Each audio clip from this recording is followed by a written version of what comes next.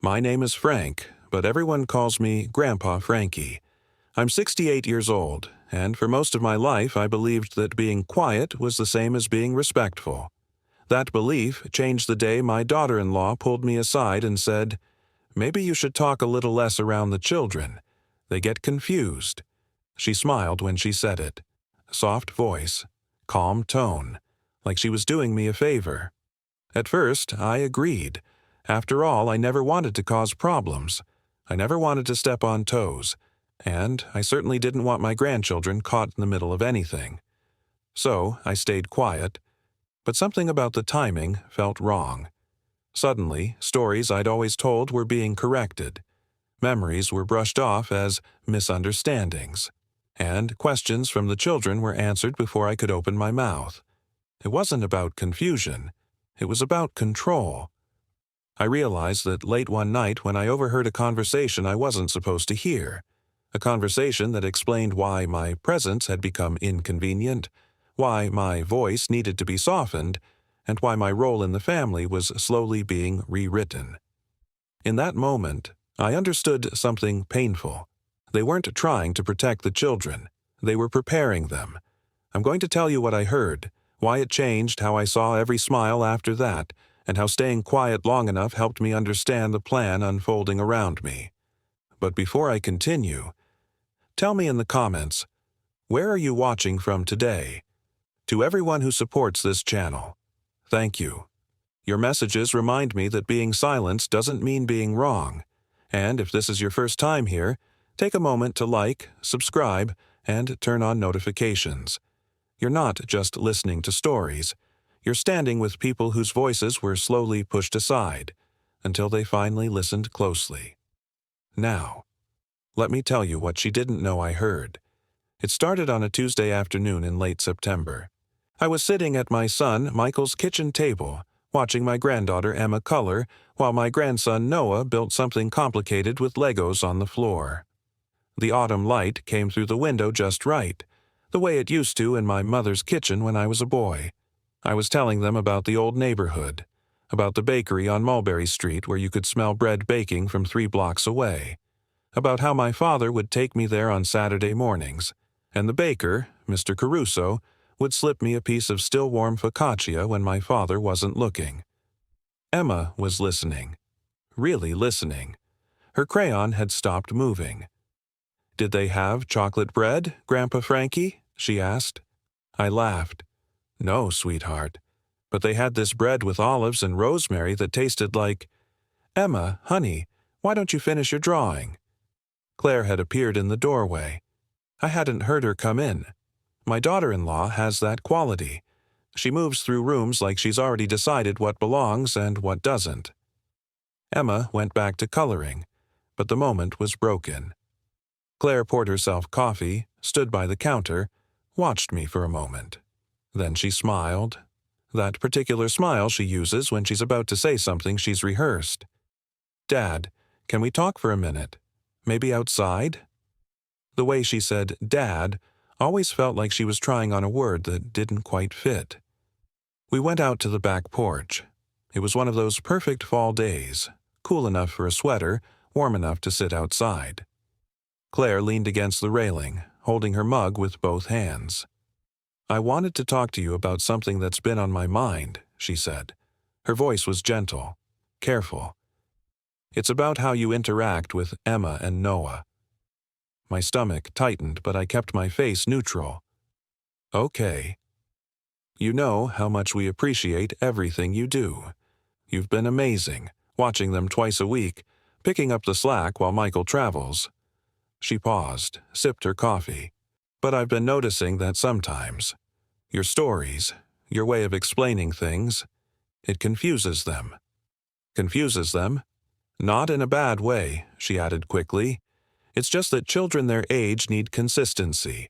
They need clear boundaries and modern approaches to learning and development. When you talk about the old neighborhood, or when you slip into Italian, or when you tell them things like hard work is what matters, it creates mixed messages." I felt something cold settling in my chest. I didn't realize I was causing problems. "You're not causing problems," she said. and her tone was so reasonable, so measured, it made me feel like I was overreacting just by feeling hurt. I've just been reading a lot about child psychology lately, and I've been talking to Dr. Brennan. She's a child development specialist, and she agrees that too many conflicting voices can be overwhelming for kids in their critical growth phase. I see. I think maybe less might be more right now. You can still see them, of course, but maybe just be present without needing to fill every silence, you know? Let them come to you. She said it like it was a suggestion, like I had a choice. Michael came out then, putting on his jacket. "Hey, Dad, you heading out soon?" He hadn't been part of the conversation. Or maybe he had been, somewhere inside, and just didn't want to be the one to say it. "Yeah," I said. "I should get going." I hugged Emma and Noah goodbye. Emma's hug felt the same. Noah's felt distracted. Or maybe that was just me, already seeing things differently. In my car, I sat for a moment before starting the engine. My hands were shaking. Claire's words kept circling, confusing them. Mixed messages. Less might be more. But here's what stayed with me most. She'd been talking to a specialist. She'd been reading about this. This wasn't a casual observation. This was planned. I drove home to the house that's felt too big since my wife Maria died 2 years ago. I made myself dinner, watched the news, went to bed. But I didn't sleep, because something in Claire's eyes hadn't matched her words. Something in the way she'd smiled, the way she'd held that coffee mug like a prop, the way she'd called it mixed messages. All of it felt rehearsed. I've lived 68 years. I've worked construction, raised a son, buried a wife, survived my own father's silent disapproval and my mother's overpowering love. I know when someone is lying to my face. And Claire was lying. 2 weeks passed like walking through fog. I saw Emma and Noah once during that time. Claire was there the whole visit, hovering in the doorway, redirecting conversations, answering questions before I could. I barely spoke. When Noah asked me about the Legos I'd brought him, I started to explain how I used to build models with Michael when he was little. But Claire cut in with, "Why don't you just show him, Dad? Less talking, more doing, right?" She smiled when she said it. Emma barely looked at me the entire afternoon. When I tried to hug her goodbye, she went stiff in my arms. I drove home feeling like I was disappearing. Michael called me the following Thursday evening. I was making pasta, something simple just for me, when my phone rang. "Dad, I need a huge favor." His voice was rushed, stressed. "I have to fly to Seattle tonight. Emergency situation with the Portland contract. Claire has a meeting she can't miss tomorrow morning, and our regular sitter canceled. Can you take the kids tomorrow? Just until noon?" "Of course," I said. "You don't even have to ask. You're a lifesaver. Claire's dropping them off at 8. She didn't drop them off. She texted me at 7:45 a.m. "Running late. Kids will be there by 8:30. Breakfast is packed. Please just keep things simple. Keep things simple. Like I was a stranger. Like I didn't raise a child myself." They arrived at 8:35. Claire was wearing business clothes, heels, lipstick. She looked polished, purposeful. She kissed the kids quickly, handed me a bag with their lunches, and left without meeting my eyes. Emma and Noah stood in my living room like they'd never been there before. "You guys hungry?" I asked. "I can make pancakes." "Mom already fed us," Emma said quietly. "Right. Okay. Well, what do you want to do?" They looked at each other. Some silent sibling communication I wasn't part of. "Can we watch TV?" Noah asked. I let them. I sat in the kitchen, listening to the sound of cartoons, feeling useless in my own home.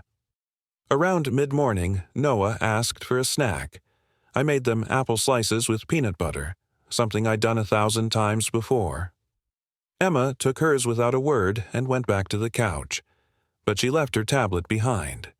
The screen was still lit. I wasn't trying to snoop, I was just going to bring it to her. But then I saw the notification. A text from Claire. "Remember what we talked about.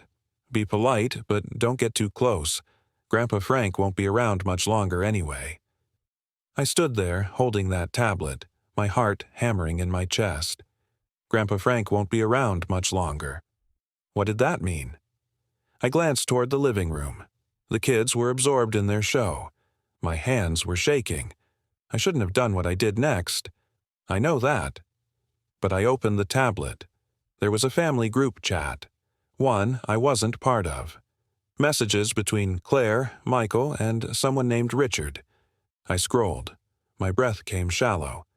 3 weeks ago, Claire had written, "Michael finally agreed to consider Portland. I think we can make this happen by spring." Portland. Michael hadn't mentioned Portland to me. Not once. Richard replied, "That's great news. Once you're out there, everything gets easier. Fresh start, right?" Claire. Exactly. The kids will adjust. And honestly, the distance from Frank will be good for everyone. He's too involved. It's not healthy. My vision blurred. I had to sit down. I kept scrolling. Deeper into the conversation. 2 months back. Richard. "My lawyer says documentation is key. You need a paper trail showing why the current situation isn't working." Claire. "I've been keeping a journal. Small things, but they add up. Frank undermining my parenting, confusing the kids with his old-world views, giving them treats after I say no. It all goes in the record." Michael hadn't responded to that message, but he'd seen it. The little read indicator was there. I heard footsteps. Emma appeared in the doorway. "Grandpa Frankie, can I have my tablet?" I handed it to her. My voice sounded far away. "Of course, sweetheart." She took it and disappeared. I sat there in my kitchen, surrounded by the smell of peanut butter and the sound of my grandchildren laughing at a cartoon in the next room, and I understood. Claire wasn't trying to protect the kids from confusion. She was building a case. She was documenting reasons to push me out. And she was planning to take my son and my grandchildren halfway across the country. And Michael either didn't know or didn't care enough to stop it. I picked up my phone. My fingers hovered over Michael's number. But I didn't call. Because if I confronted him now, angry, desperate, hurt, Claire would twist it. I'd be the unstable one, the overbearing father who couldn't let go. So instead, I did something I never thought I'd do. I called my old friend Vincent. He answered on the third ring. "Vinny," I said, "I need your help." Vincent had been a private investigator for 30 years before retiring. We'd worked construction together back in the 70s, stayed in touch, played poker twice a month. "What's going on, Frank?" I told him. "Everything. The conversation with Claire, the messages, the move to Portland, the journal." There was a long silence on the other end. "Frank," he said finally, "you're describing parental alienation setup. She's building a case to cut you out completely." "Can she do that?" "If they move out of state, if she can paint you as a negative influence on paper. Yeah, grandparent rights are almost non-existent in most places. You'd be lucky to get a phone call on Christmas." I closed my eyes. "What do I do?" "You document right back," Vincent said, "and you find out what else she's hiding. Because trust me, there's always something else." I didn't sleep that night.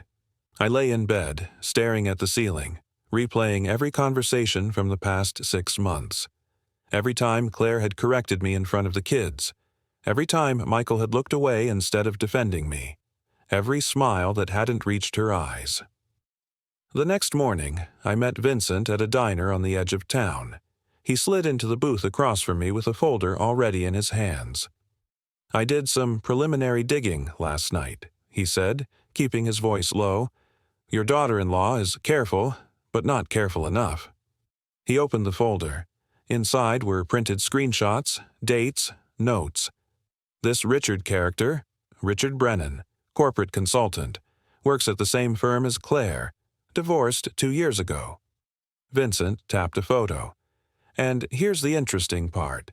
His ex-wife has a restraining order that expired last year, claims he isolated her from her family before leaving. My stomach turned. "You think he's doing the same thing to Claire?" I think he's doing it with Claire, Vincent said. To your son. He showed me more. Claire's LinkedIn showed a new connection. A family lawyer in Portland. Her search history, pulled from a shared cloud account she'd apparently forgotten Michael had access to, included phrases like grandparent visitation laws Oregon and documenting parental interference. She's been planning this for at least 4 months, Vincent said. The journal she mentioned. I found references to it in her cloud notes. She's logged every time you've contradicted her parenting, every treat you gave the kids, every story you told that she thinks is inappropriate. None of that is abuse, I said, my voice shaking. I gave Noah a cookie. I told Emma about my mother's garden. I taught them how to tie their shoes the way my father taught me. I know, Frank, but on paper, twisted the right way, it looks like undermining. It looks like you don't respect her authority. And if she gets you on record as a disruptive influence, she can argue that relocating is in the children's best interest.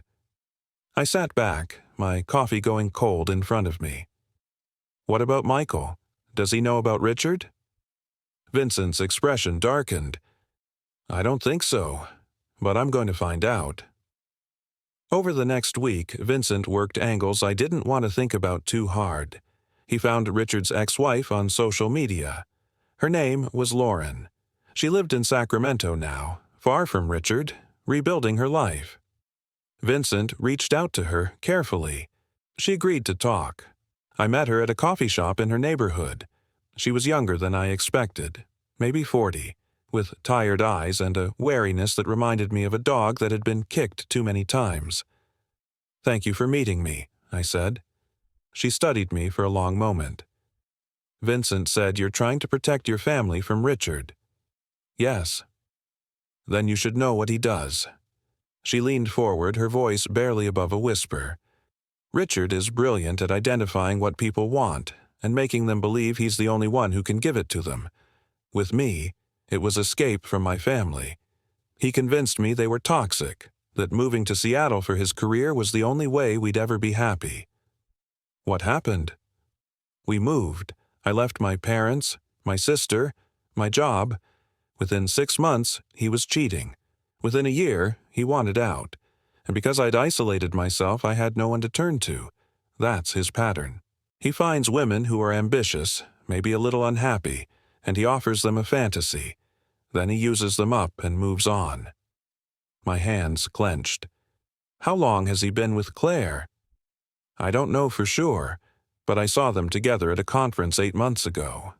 The way he looked at her, Lauren's voice cracked. I recognized that look. He's already moved on in his head. He just needs her to get him what he wants first. What does he want? A promotion, probably. A transfer to Portland. Richard doesn't do anything that doesn't benefit Richard. I thanked her. She touched my hand as I stood to leave.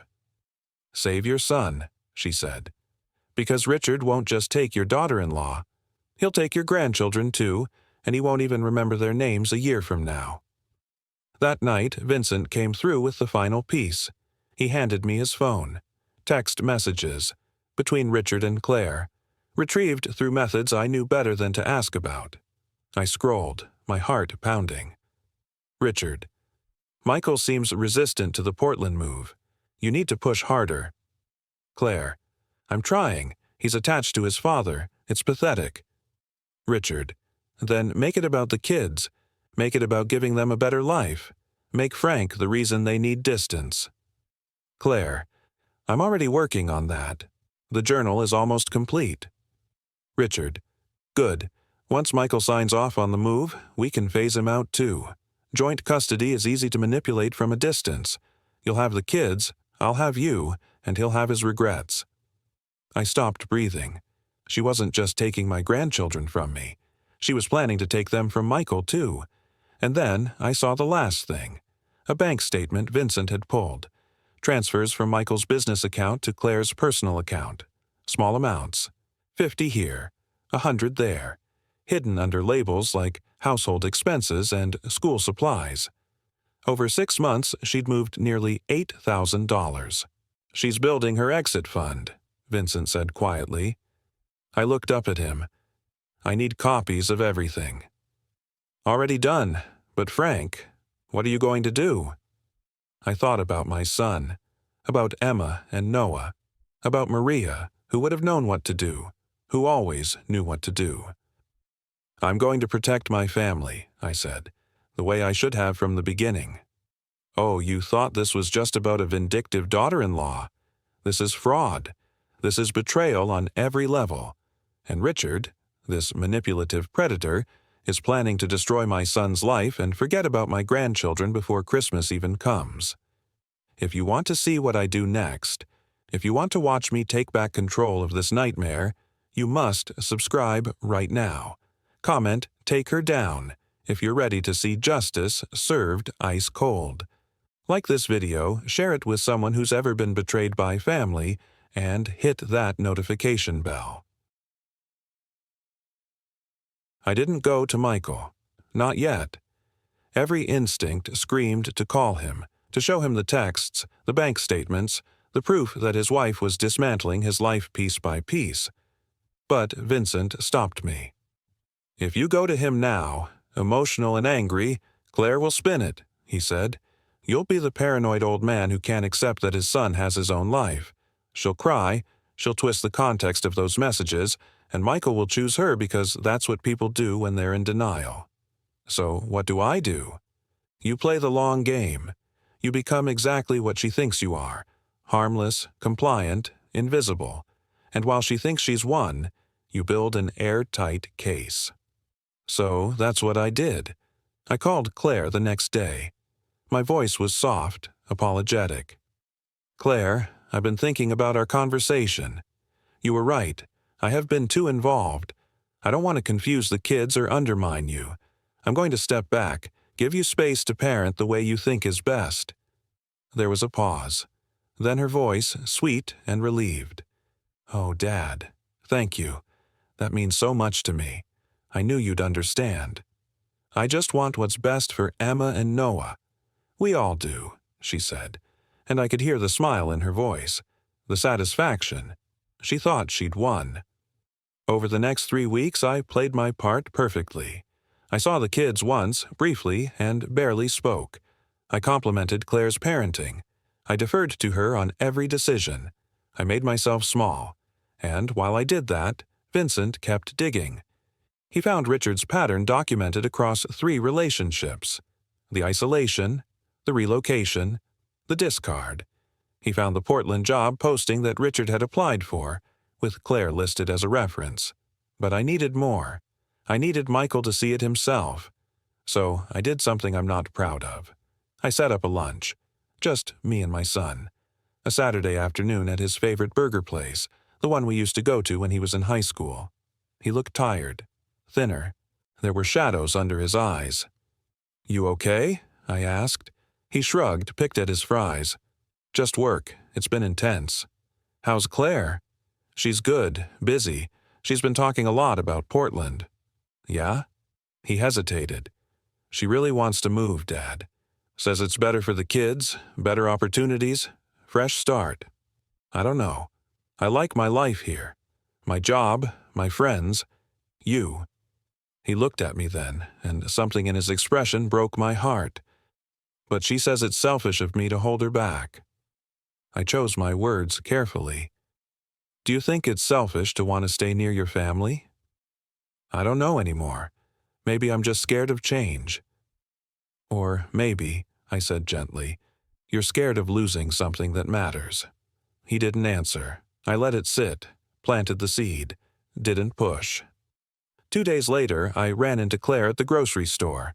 It wasn't an accident. Vincent had told me her routine. "Dad, hi." She seemed genuinely pleased to see me. "How are you?" "Good, just picking up a few things." I smiled.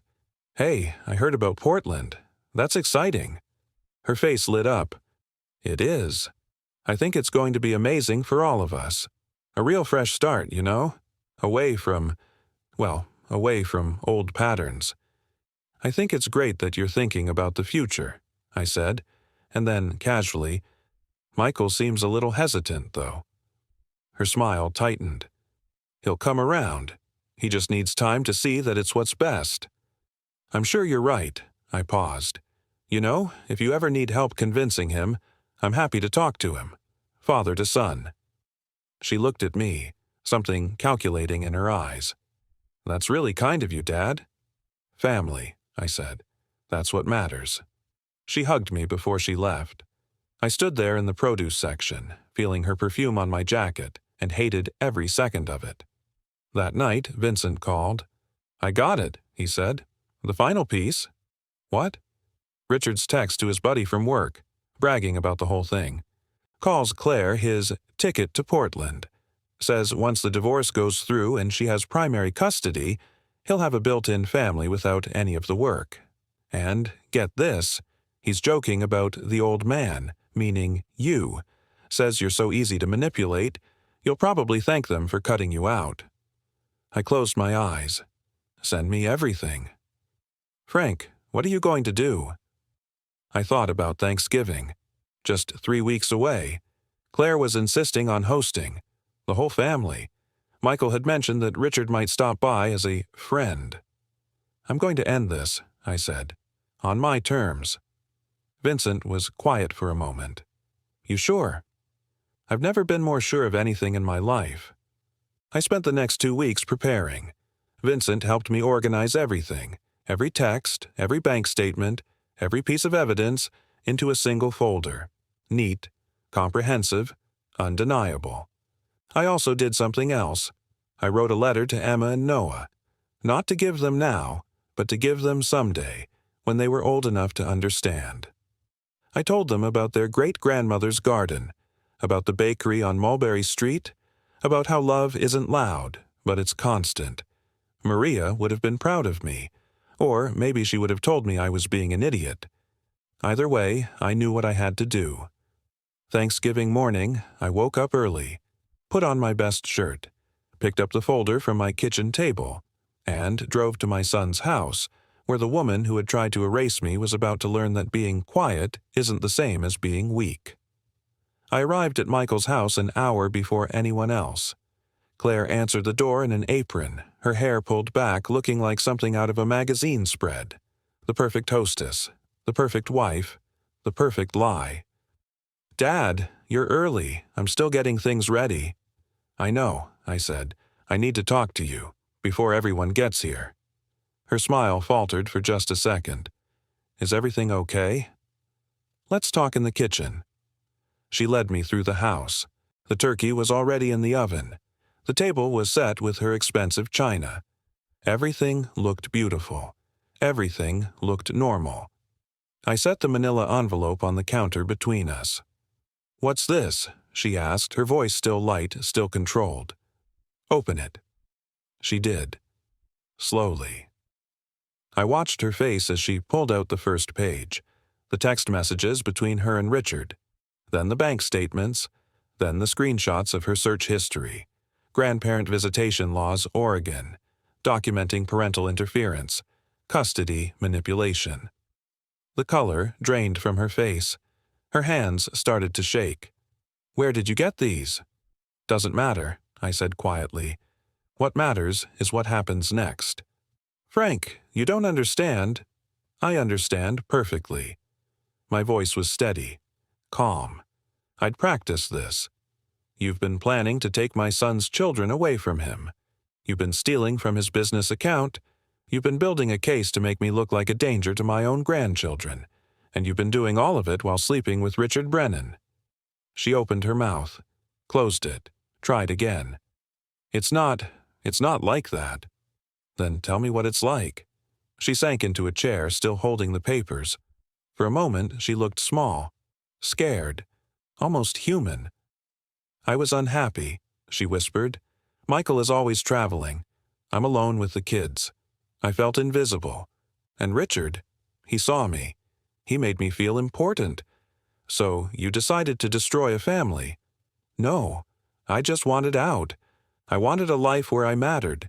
And yes, I thought moving away would be easier than dealing with you always watching, always judging. I never judged you, Claire. I loved you because you were part of my family.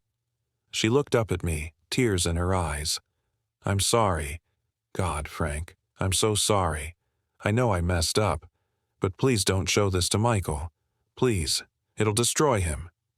"You should have thought of that before." "What do you want?" Her voice cracked. "Do you want me to leave? I'll leave. I'll go to Portland by myself.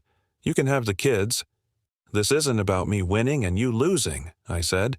"This is about those 2 children in the next room who deserve better than parents who use them as weapons." "Then what do you want?" I pulled out a piece of paper, terms I'd written down 3 days ago with Vincent's help. "You're going to tell Michael the truth. Tonight. Everything. The affair, the money, the plan to isolate him from his own children. You're going to do it because if you don't, I will. And I promise you, the way I tell it will be much worse. He'll divorce me. Probably. But here's what else you're going to do. You're going to return every cent you stole. You're going to agree to joint custody with Michael as the primary guardian. You're going to stop documenting fake reasons to push me out of their lives. And you're going to get help. Real help. Therapy, not manipulation tactics from Richard." She was crying now, really crying. "And if I do all that? Then I don't press charges for the theft. I don't share the messages with your employer. I don't contact Richard's ex-wife and ask her to go public about his pattern of abuse. And I give you a chance, one chance, to be part of Emma and Noah's lives on honest terms." "Why would you do that?" I thought about Maria, about what she would say if she were here, about the letter she'd written me before she died, the one where she'd asked me to choose grace over pride. Because those kids need a mother, even a flawed one, and because I'm old enough to know that revenge doesn't heal anything. But make no mistake, Claire, this is the only mercy you get. You step out of line again, and I bury you." She nodded, clutching the papers, her perfect facade shattered. Michael came home 20 minutes later. Then Emma and Noah. Then, unbelievably, Richard, smug and confident, carrying wine like he belonged there. I watched Claire's face when she saw him, watched the panic set in. She pulled Michael aside. I heard their voices rise in the study, heard something break, heard my son shout, "How could you?" Richard tried to leave. I blocked the door. "I think you should stay," I said. "You're part of this story." When Michael came out, his face was destroyed. He looked at me with eyes that reminded me of when he was 8 years old and his dog died. Lost. Betrayed. Broken. "Dad," he whispered. "Did you know?" "For 3 weeks." "Why didn't you tell me?" "Because you needed to hear it from her." He looked at Richard, at Claire, at the beautiful Thanksgiving table that would never be used. "Get out," he said to them both. "Get out of my house." 6 months later, I'm sitting in my backyard watching Emma plant tomatoes. Michael has full custody. Claire moved to Portland, but not with Richard. He got transferred to Denver instead, and, according to Vincent's sources, already has a new girlfriend. Claire comes back twice a month for supervised visits. She's in therapy. Really in therapy this time. Michael and I don't talk about that Thanksgiving much. Some wounds are too fresh to examine. But he calls me every Sunday now, asks my advice, tells me he's sorry for not seeing what was happening. I tell him there's nothing to forgive. Emma pats the soil around a seedling. "Grandpa Frankie, will these be ready for sandwiches?" "By August, sweetheart. Your great-grandmother used to make the best tomato sandwiches. Just tomato, salt, bread, and mayonnaise." "That sounds weird," I laugh. "Wait till you taste it." Noah is inside helping Michael with dinner. Through the window I can see them laughing about something. The sound fills my chest with something I thought I'd lost. That night, after the kids are asleep, Michael and I sit on the porch. "Dad, can I ask you something?" "Anything." "Why did you give Claire a second chance, after everything she did?" I'm quiet for a moment. Then I reach into my pocket and pull out a folded letter. The one Maria wrote me before she died. "Your mother knew," I say. "She saw Claire struggling, saw the cracks in her and in our family, and she asked me to remember something." Michael takes the letter, reads it by the porch light. His eyes fill with tears. Don't let pride cost you your son, Frank. Love them through their mistakes. Teach them to be better. That's what family does. She knew this would happen? Not exactly, but she knew that Claire was lost, that she needed guidance, not judgment. And I forgot that for a while. I got angry and wanted revenge, but then I remembered what your mother always said. You can't heal a family by destroying it. Michael wipes his eyes. I don't know if I can ever forgive Claire. You don't have to. Not today. Maybe not ever.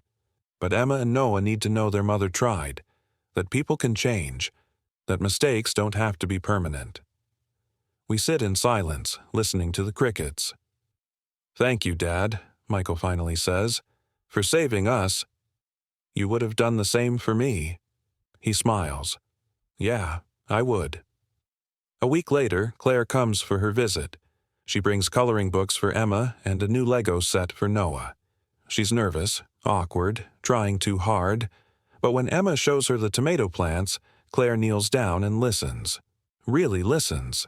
It's not perfect. It's messy and uncomfortable and sometimes painful, but it's real, and that's enough. That night I'm washing dishes when I find myself talking to Maria. I did it, I say to the empty kitchen. I protected them, but I didn't destroy her. Was that right? The house is quiet, but somehow I feel her answer. You chose love. That's always right. I'm 68 years old. I've buried a wife, nearly lost a son, and fought for my grandchildren against someone who almost erased me from their lives. I didn't win because I was ruthless. I won because I refused to disappear. And every Tuesday and Thursday, when Emma and Noah run through my door calling Grandpa Frankie, I know that being quiet was never the same as being respectful. Sometimes the most respectful thing you can do is refuse to be silenced. That's my story. The daughter-in-law who tried to erase me, the son I fought for, the grandchildren I refused to lose, and the choice to offer mercy when revenge would have been easier. If this story moved you, if you see yourself in any part of this journey, I need you to do something. Subscribe to this channel right now. Hit that like button. Share this story with someone who's ever been silenced, betrayed, or told they don't matter. Drop a comment below telling me, what does family mean to you? Because your stories matter too. And maybe, just maybe, they'll be next. Thank you for walking through this with me. Thank you for listening. Thank you for standing with people whose voices were almost erased. This is Grandpa Frankie, and I'm not going anywhere. See you in the next story.